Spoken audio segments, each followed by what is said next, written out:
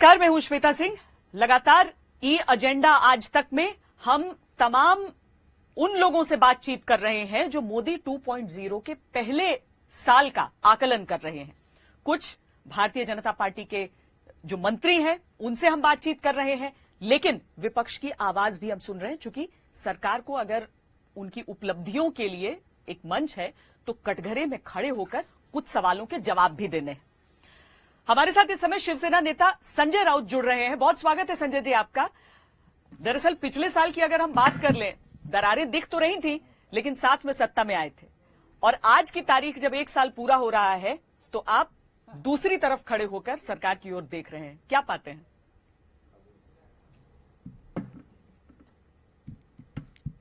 दरारें आपको दिख रही थी, ये ठीक है, लेकिन ये दरार जो पड़ गई उसकी वजह हम नहीं थी।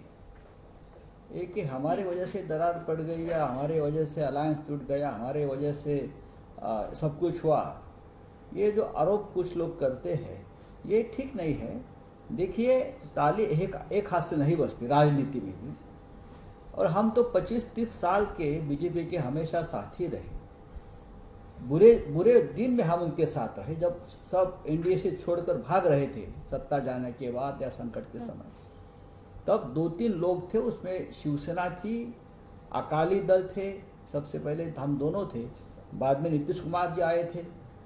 लेकिन सबसे ज़्यादा विश्वास हम दोनों में था, वो इसलिए टूट गया कि सत्ता की जो एक हवस रहती है या अपनी ही पार्टी बढ़ाने के लिए अपने दोस्तों का भी बलि देना चाहिए, चढ़ाना चाहिए, ये इस प्रकार का जो विचार बढ़ गया न्यू जनरेशन में, मुझे लगता है उससे ये दरार बढ़ गई। और दरार इस हद तक बढ़ गई कि 2014 में विधानसभा में हम एक दूसरे अलग होकर लड़ गए, फिर हम एक साथ आ गए, फिर लोकसभा में चुनाव हमने एक साथ लड़ा है, फिर विधानसभा चुनाव जो 2019 में हुआ उसके बाद वापस थोड़ा सा एक दरार बढ़ गया। और अब हम तो ऐसे इस मोड़ पर खड़े हैं, अब बैठे हैं राजनीति में, कि हम जिनके साथ हमेशा लड़ते रहे, झगड़ते रहे, उनके साथ हम सरकार महाराष्ट्र में हमारी बनी है, ये तो सही है, ये कोई छुपाने की बात नहीं है। लेकिन सरकार ठीक चल रही है और बहुत शांति से चल रही है। नहीं, लेकिन ये आज के संजय की दूरदर्शिता है जो महाभारत काल से निकलकर आज भी ये उसने पहले ही देख लिया कि कुछ खटपट चल रही है, पहले साथ आते रहे, ये दूरदर्शिता है, ये आज जब पलट कर आप एक साल कहता हूँ जी, जब आज पलट कर आप देख रहे हैं उस एक साल को, आपको सरकार का कौन सा कामकाज सबसे अच्छा लग रहा है? मैं पॉजिटिव चीज से शुरू करना चाहती हूँ, केंद्र सरकार का।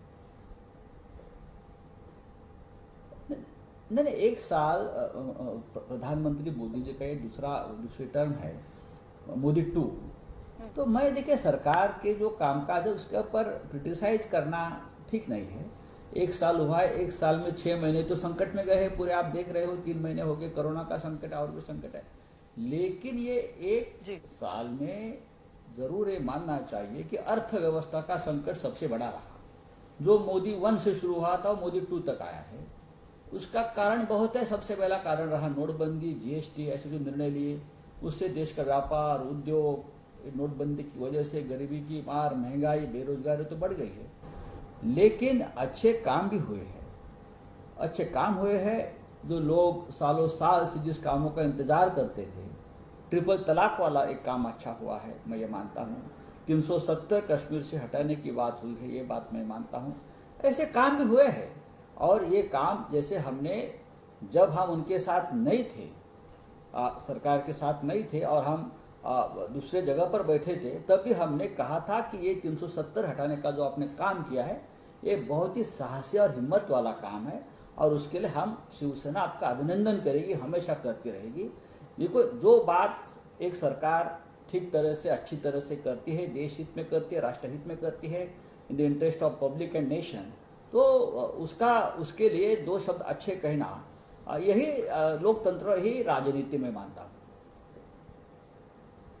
आपने अभी कहा कि लेकिन जिस तरह से बेरोजगारी महाराष्ट्र में, आज देश का हर चौथा आदमी बेरोजगार हुआ है। हाँ। नहीं संजय जी, आज देश का हर चौथा आदमी बेरोजगार हुआ जी, है। मैं ये सबसे अर्थव्यवस्था बड़ा वाली संकट बात है। आपकी समझ रही हूँ कि वो बेरोजगारी और ऊपर से अब तो और ज्यादा बढ़ गया है। जिस तरह की अभी प्रोजेक्शंस आए हैं उससे तो अभी और पता नहीं कितनी तैयारी ज्यादा करनी बढ़ होगी। लेकिन गया आपने या कहा कि एक हाथ से ताली नहीं बजती है। महाराष्ट्र में हम 3 हाथ की ताली की बात करते हैं और जिस 370 की आप तारीफ कर रहे हैं या 3 तलाक की, उसमें जो आपके सहयोगी हैं वो आपके साथ नहीं। आपको बोलने की आजादी है उस अलायंस में रहते हुए। क्यों नहीं, हम बोल रहे हैं ना, मैं आपके साथ तो बोल रहा हूँ। उसमें उसमें क्या है, देखो जी, शिवसेना का हमेशा एक स्वभाव रहा है। जब हम बीजेपी के साथ रहे, एनडीए में रहे, तो भी जो बात हमको पसंद नहीं आती थी हम हमेशा बोलते रहे, उसके लिए हमने क्रिटिसाइज झेला है। और जो बात हमें अच्छी लगती है हमारे विरोधियों की भी, वो भी हम खुल कर कही है। यही शिवसेना का डीएनए है। ये चमचेगिरी वाली बात अच्छा या छुप कर करने वाली बात कभी हमने की नहीं। जो देश के लिए जो बात अच्छी लगती है हमने किया। हम राम मंदिर का जो निर्णय आया हमने स्वागत किया। राम मंदिर के लिए हम ये सरकार में, महाराष्ट्र के सरकार में शामिल होने के बाद भी उद्धव ठाकरे जी के नेतृत्व में हम सब लोग 2 बार अयोध्या में जाकर आए हैं, वापस जाएंगे। उसमें क्या है छुपाने की बात, डरने की बात? कुछ लेकिन नहीं। आपको आपको आपत्ति थी कि अभी निर्माण टाल देना चाहिए था कोरोना के समय में, आपने ऐसा कहा था। नहीं, मैंने ऐसा नहीं कहा। देखो, मैंने ऐसा नहीं कहा। जब ये राम मंदिर का कार्य शुरू था और जब ये खुदाई चल रही थी तो कुछ चीज़ें ऐसी मिली, तो उसका बारे में थोड़ा ज़्यादा जोर शोर से लोग बोल रहे थे। मैंने कहा ये बात, एक बार राम मंदिर का निर्माण शुरू हुआ है, सुप्रीम कोर्ट ने आदेश दिया है, सरकार काम कर रही है, कमेटी का गठन हुआ है, तो अब हमको कोरोना से लड़ना चाहिए। मंदिर मंदिर की जगह बनता रहेगा, उसमें अभी हमको ज़्यादा ध्यान देने की जरूरत नहीं, मंदिर का निर्माण हो जाएगा। ये मेरी बात थी। अब हमको सबसे ज्यादा संजय राउत ध्यान जी, देना चाहिए महाराष्ट्र, कोरोना के साथ लड़ने की। जी जी, महाराष्ट्र में जिस तरीके से कोरोना संक्रमण के मामले आ रहे हैं, देवेंद्र फडणवीस ने इस बात को उठाया कि उद्धव सरकार विफल रही है, नहीं कर पा रही है वहां पर काम कोरोना को कंट्रोल करने के लिए। इस पर क्या कहेंगे? नहीं, देखिए, लीडर ऑफ द अपोजिशन है देवेंद्र फडणवीस। 5 साल महाराष्ट्र के मुख्यमंत्री रहे हैं। अब अपोजिशन का काम होता है इस प्रकार से टीका टिप्पणी करना, लेकिन उनको भी पता है कि महाराष्ट्र की हालत क्या है। बड़ा स्टेट है, मुंबई जैसा शहर है, पुणे जैसा शहर है, नागपुर शहर है, पूरे देश से लोग यहाँ आकर काम करते हैं, मजदूरी करते हैं और रोजी रोटी कमाते हैं। तो मुंबई अब कंट्रोल में आई है। कल ही देखिए, कल ही एक दिन में 8,500 लोग कोरोना पॉजिटिव जो थे वो ठीक होकर अपने घर पहुंच गए हैं। ये भी काम हो रहा है। अब मुंबई जैसे शहर को कंट्रोल में, नियंत्रण में लाने का काम लगभग पूरा हो चुका है। देवेंद्र जी को पता होना चाहिए कि ये संकट के समय में आप सरकार के साथ खड़े रहना चाहिए। राजनीति करने का समय न केंद्र में है, न महाराष्ट्र में है, न किसी और राज्य में है। ये संकट है और राष्ट्रीय आपत्ति है। सभी को, चाहे अपोजिशन हो चाहे सत्ताधारी हो, किसी राज्य में कोई अपोजिशन रहता है, आज अगले 6 महीने तक राजनीति हमको भूलनी चाहिए और हमको देश को संकट से बाहर निकालने के लिए एक साथ काम करने की जरूरत है। अगर हम केंद्र में सरकार के साथ नहीं है तो फिर भी हमारी जिम्मेदारी है, मोदी जी जो निर्णय लेंगे, अमित शाह जी जो निर्णय लेंगे, उनके साथ हमको खड़ा रहना है। महाराष्ट्र को ऊपर पर्याप्त सपोर्ट मिल रहा है केंद्र सरकार की तरफ से? Definitely, definitely. हमने ये कभी नहीं कहा कि महाराष्ट्र को केंद्र से सपोर्ट नहीं मिल रहा है। देखिए, बीच में कुछ अनबन हो गई थी रेलवे के बारे में, रेलवे ट्रेन छूटने के बारे में, लेकिन वो ज़्यादा उसको हमने महत्व नहीं दिया। लेकिन मुख्यमंत्री उद्धव ठाकरे और प्रधानमंत्री मोदी, उद्धव ठाकरे और गृह मंत्री अमित शाह, उद्धव ठाकरे और केंद्रीय स्वास्थ्य मंत्री हर्षवर्धन, तीनों का, ये चारों लोगों का ठीक से डायलॉग है और जो मार्गदर्शन केंद्र से मिल रहा है उसके मुताबिक मुंबई और महाराष्ट्र में काम हो रहा है। ये भी इस तरह की अटकलें निकली संजय जी कि महाराष्ट्र सरकार क्या स्थिर नहीं है पूरी तरीके से, क्योंकि मुलाकातों का दौर जिस तरह का चल रहा है वो उस दिशा में संकेत दे रहा है। नहीं, देखिए, ये जो है अफवाह है। महाराष्ट्र की सरकार पूरी 5 साल चलेगी तीन पार्टी है, कांग्रेस है, एनसीपी और शिवसेना, तीनों की विचारधारा भिन्न है, ये सबको मालूम है। फिर भी जिस प्रकार का कोऑर्डिनेशन तीन नेताओं में है, चाहे दिल्ली में सोनिया जी राहुल जी है, महाराष्ट्र में शरद पवार साहब है, और शिवसेना की तरफ से हम सब उद्धव जी के नेतृत्व में काम करते हैं, तीनों का ठीक तरह से एकजुट होकर मिलजुल होकर काम करना ये दिखाता है कि 5 साल तक ये सरकार किसी भी तकलीफ से चलेगी। और यही तो सबसे बड़ा सिरदर्द हो रहा है हमारे अपोजिशन जो मित्र है, देवेंद्र जी हो या और कोई हो। अब उनको ये स्वीकारना चाहिए कि सरकार में वो नहीं है और जनता ने उनको नकारा है। ठीक है, सबसे बड़ा विपक्ष है, लोकतंत्र में इतना बड़ा विपक्ष होना ये बड़ी बात है। महाराष्ट्र में बहुत बड़ा और ताकतवर विपक्ष है। इतना बड़ा विपक्ष जिस राज्य में होता है वो राज्य ठीक से चलना चाहिए, क्योंकि विपक्ष जो होता है, विपक्ष का नेता जो होता है, वो शैडो कैबिनेट चलाता है, वो पैरेलल सरकार चलाता है, सरकार के ऊपर एक प्रेशर रखता है। ये करने की आवश्यकता देवेंद्र जी को है। अगर हमारी कोई गलती होती है हमारे से, तो इतना बड़ा विपक्ष सामने खड़ा है, हमको डर लगना चाहिए हमसे कोई गलत काम न हो जाए। विपक्ष की ताकत हमारे सामने खड़ी है, हम ये मानने वाले लोग हैं। पर कभी कभी संकेत थोड़े से गठबंधन की तरफ से भी आ जाते हैं। जब राहुल गांधी ने कह दिया कि हम डिसीजन मेकिंग का हिस्सा नहीं है, सरकार में होकर भी अगर ऐसा नहीं, फिर बाद में फोन पर बातचीत होकर बाकी चीजें सुलझी, लेकिन संकेत तो यहां से भी आ ही जाते हैं। नहीं, देखिए, आपकी बात सही है। आपकी बात सही है कि राहुल जी ने ये बात कही कि हम बड़े निर्णय प्रक्रिया में हम नहीं है। यही बात अगर एनसीपी भी कहती तो भी हम उनका स्वागत करते। जब सरकार गठबंधन की चलती है, हमने केंद्र में भी देखा है गठबंधन की सरकार चला रहे में कितनी तकलीफ होती है। मनमोहन सिंह ने खुद बताया है, अटल जी की तकलीफ भी हमने देखी है उस वक्त एनडीए में, यूपीए में मनमोहन सिंह की तकलीफ देखी है। महाराष्ट्र में इस प्रकार की कोई तकलीफ अड़चने उद्धव ठाकरे जी के सामने नहीं है। मैं आपको ये बताना चाहता हूँ, क्योंकि निर्णय लेने के पूरे अधिकार जो है सिर्फ महाराष्ट्र के मुख्यमंत्री उद्धव ठाकरे के पास हमने रखे हैं। अगर निर्णय लेने की अगर 3-3, 4-4 विंडो खुली होती है तो सरकार नहीं चलती। इसलिए जब सरकार बंद रही थी तभी ये तय हुआ था कि कैबिनेट की जगह है और मुख्यमंत्री उस कैबिनेट के प्रमुख है, वो निर्णय लेंगे और बाकी के सब लोग उस निर्णय का पालन करेंगे। इसलिए सरकार को 6 महीने हुए हैं और अगले 4.5 साल भी निकाल लेंगे। बीजेपी और शिवसेना का कुछ शेयर्ड एजेंडा हमेशा रहा है। जैसे आपने कहा कि पिछले 1 साल में जो चीजें आपको अच्छी लगी उसके बारे में भी आपने बात की, 370 का जिक्र आपने किया, राम मंदिर को लेकर आपने बात की है। लेकिन जब सीएए को लेकर चर्चा चल रही थी तो आपके तेवर बड़े तल्ख थे। क्या इस मुद्दे पर पिछले 1 साल की ही अगर चीजों को हम समअप कर रहे हैं तो उसमें दिल मिले हुए नहीं थे? सीएए को लेकर आपकी लाइन राइट की तरफ नहीं जा रही थी? नहीं, ये बात नहीं है, कुछ चीज़ें उसमें है।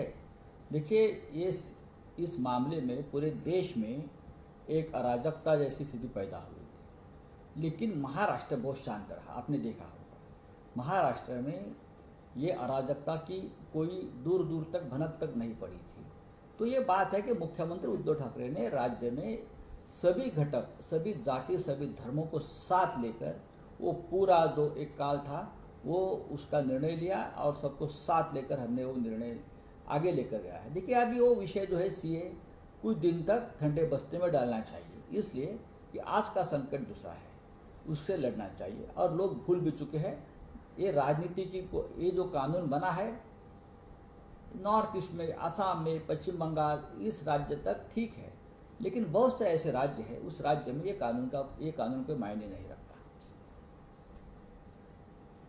कुछ लोगों का ये कहना होता है संजय जी, खासकर सोशल मीडिया पर आप पढ़ते भी रहते होंगे अपने कमेंट्स में, कि संजय राउत पहले जितना मुखर थे उतना अब नहीं रह गए हैं।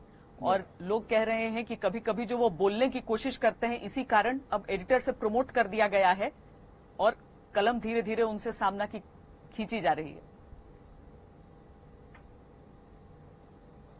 ऐसा नहीं है। देखिए, एक मिशन होता है, एक टास्क होता है। जब वो टास्क पूरा हो गया है तब पूरे दिन बातचीत करने से या जोर शोर से बोलने की कोई ज़रूरत नहीं होती।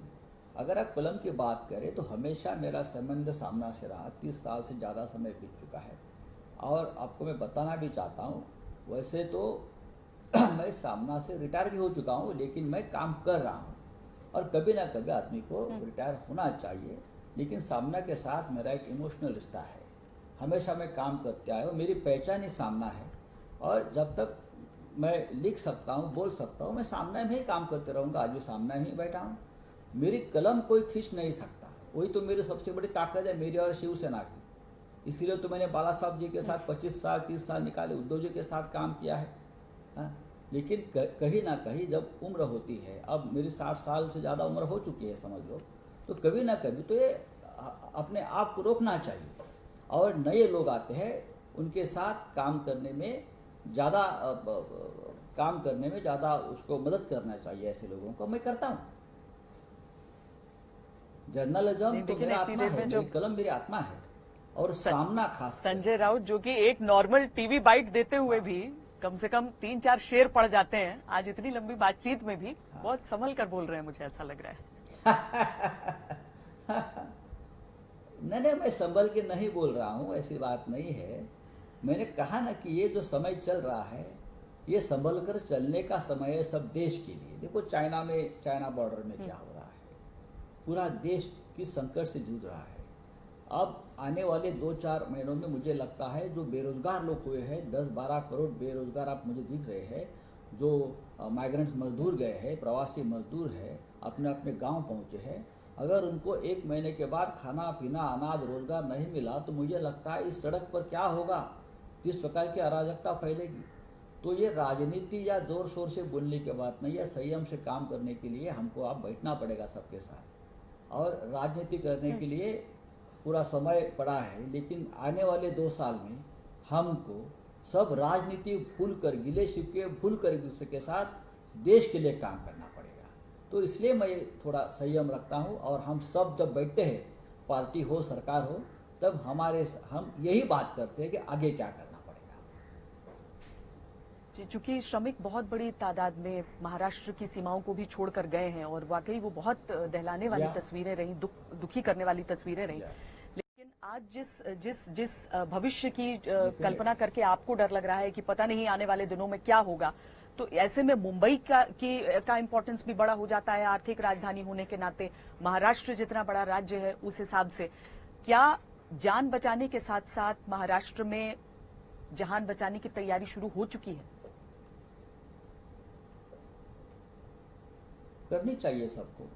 ये सिर्फ मुंबई की समस्या नहीं है, देश के हर बड़ी शहर की समस्या है। चाहे मुंबई हो, चाहे कलकत्ता हो, चाहे दिल्ली हो, चाहे गुड़गांव हो, लखनऊ हो, चेन्नई हो, बेंगलोर हो, हर शहर की, हर गांव की ये समस्या है। और इसीलिए मुझे लगता है कि केंद्र सरकार ने भी अब राजनीति और ये सब जो है ना, सत्ता की हवा सब छोड़कर सभी राज्यों को, राज्य के मुख्यमंत्री को एक साथ लेकर नए तरीके से काम करने की जरूरत है। अब भारत पाकिस्तान, भारत चाइना, हिंदू मुसलमान, ये सब भूल जाना चाहिए 2 साल तक। जब राष्ट्र का निर्माण होगा तब हम सब लोग बचेंगे और राजनीति करने के लिए यहाँ बैठेंगे। न राजनीति रहेंगी, न मनुष्य रहेगा तो क्या होगा, न देश रहेगा। हम महाराष्ट्र की हालत देख रहे, इतना बड़ा राज्य है, एक आर्थिक तरीके से सक्षम राज्य रहा मुंबई और महाराष्ट्र हमेशा, लेकिन आज हम देख रहे हैं यहाँ की जनता की हालत क्या है। जो लोग खाते पीते थे, अच्छे मध्यम वर्गीय मिडिल क्लास लोग थे, आज वो भी संकट में है। गरीबी रेखा के नीचे जाने का डर लगता है हमें उस लोगों का भी। गरीब तो मर गया है, लेकिन जो ऊपर वाले लोग हैं, जो मध्यम वर्गीय है या उससे ऊपर है, आज उनकी भी हालत बहुत गंभीर है। मुंबई और महाराष्ट्र के बड़े बड़े फैक्ट्रीज, कारखाने बंद हो चुके हैं। कहाँ से रोजगार लाया गया, कहाँ से लोगों के घर चलाएंगे, कहाँ से लोग बच्चे पढ़ेंगे। ये हालत पूरी देश की है। मैं महाराष्ट्र में बैठा हूँ, लेकिन ये हालत पूरी देश की है, ये सिर्फ मेरी हालत नहीं है। इसलिए मैं कहता हूँ कि थोड़ा समय ने, आप सभी राजनेताओं ने, सभी राजनीतिक दलों ने बहुत संयम रखना जरूरी है। और सबसे पहले ये हालत, जब देश स्वतंत्र हुआ था तब सब मिलकर देश निर्माण का कार्य में सब पूरा देश जुटा था। इसी तरह से फिर एक बार राष्ट्र निर्माण के कार्य में सबको एक साथ आकर काम करना पड़ेगा। कोरोना काल में आप कह रहे हैं कि राजनीति नहीं होनी चाहिए और वाकई होनी भी नहीं चाहिए। इस समय सबको मिलना है, मिलकर लड़ना है। पर कोरोना से पहले तक जो मोदी सरकार के इस पहले साल का 2.0 के पहले साल का जितना भी कामकाज हुआ है, आपके हिसाब से कितने नंबर उन्हें मिलने चाहिए 10 में से अपने कामकाज के लिए? देखिए, नरेंद्र मोदी एक ऐसे नेता है जिसने हमेशा चाहा कि 60 साल में जो काम नहीं हो पाया है वो पूरा करे। लेकिन ये भी नहीं भूलना चाहिए, आज जो हम देश देख रहे हैं, जिस देश के हम नागरिक हैं, वो देश बनाने में जो 60-65 साल लगे हैं, चाहे पंडित नेहरू हो, चाहे इंदिरा गांधी हो, लाल बहादुर शास्त्री हो, नरसिंह राव हो, मनमोहन सिंह हो, राजीव गांधी हो, ये सभी का योगदान है। और ये सभी नेताओं ने अपने साथ जो विपक्ष खड़ा था, उसमें जो बड़े बड़े नेता थे, उनका भी सहयोग लेकर देश बनाया था। तो आज की जो सरकार है, चाहे मोदी 1 हो चाहे मोदी 2 हो, अगर हमको फिर एक बार कुछ बड़ा काम करना है देश में, और देश के मन में जो राजनीति का जो एक गंदा तस्वीर है हमारे मन में, वो अगर खत्म करना है, तो इस देश के विपक्षों को भी उतना ही महत्व देने की जरूरत है। तब ये लड़ाई झगड़े खत्म हो गए राज्य राज्य में, गांव गांव में जो चल रहे हैं ना। मोदी जी की जो तस्वीर मोदी जी ने बनाई है इस देश के लिए, वो बहुत ही अच्छी है, ब्लूप्रिंट बहुत ही अच्छा है। लेकिन उसका अमल करना, उसके लिए आसपास अपने अच्छे लोग रखना और उनको संयम रखने की सलाह देना, ये बहुत जरूरी है। पहले वाली सरकार ने तो काम किया है, मैं नहीं कहूँगा कुछ काम हुआ ही नहीं, बहुत से काम किए हैं। आने वाले दिनों में भी करना चाहते थे, हम उनके साथ रहेंगे, क्योंकि हम राष्ट्रभक्त लोग हैं। देश के लिए जो काम करेगा उनके साथ हम खड़े रहेंगे, और ये सबकी जिम्मेदारी है। मुझे तो लग रहा है कि भले रिश्ता टूट गया हो दो पार्टियों के बीच का, लेकिन मन का द्वेष लगता है दूर हो गया है। नहीं, द्वेष की बात नहीं है श्वेता जी। हमने कभी किसी के बारे में द्वेष नहीं रखा है। मैं आपको बताना चाहता हूँ कि ये 2-3 महीने के समय में राहुल गांधी ने बहुत अच्छी बातें की थी, बहुत अच्छी योजनाएं रखी थी। तब भी हमने कहा था मोदी जी को, सामने में लिखा है मैंने, कि राहुल गांधी की बात भी आप सुननी चाहिए। जिस तरह से राहुल गांधी ने कुछ बात रखी है, लॉकडाउन के बारे में रखी है, या बेरोजगारों के बारे में रखी है, आर्थिक स्थिति के बारे में रखी है, न्याय स्कीम के बारे में रखी है। आप as a leader of opposition, बड़े नेता है विपक्ष के, तो उनकी बात भी आप सुननी चाहिए, उनके साथ चर्चा होनी चाहिए, तब ही ये देश आगे जाएगा इस संकट की घड़ी में। ये भी बात मैंने कही है। ऐसे नहीं कि ये द्वेष क्यों रखें, हम थोड़े एक दूसरे के व्यक्तिगत दुश्मन हैं। हमारी वैचारिक लड़ाई हो सकती है, तो राहुल गांधी हो या नरेंद्र मोदी जी हो या सोनिया गांधी जी हो या ममता बनर्जी हो, सभी तो इस देश के ही नेता है ना, लोगों ने चुनकर दिया है ना उनको। तो ये तानाशाही का जो मतलब होता है, ये हमारा लोकतंत्र में कहां से आया? सबकी बात सुनो और देश आगे बढ़ाइए। नहीं तो आप क्या लॉकडाउन जिस तरीके से हुआ, या जो सवाल राहुल गांधी ने उठाए हैं, आप उन सवालों से इत्तेफाक रख रहे हैं, या फिर आप ये कह रहे हैं कि बात सबकी सुननी चाहिए और उसके बाद निर्णय लेना चाहिए?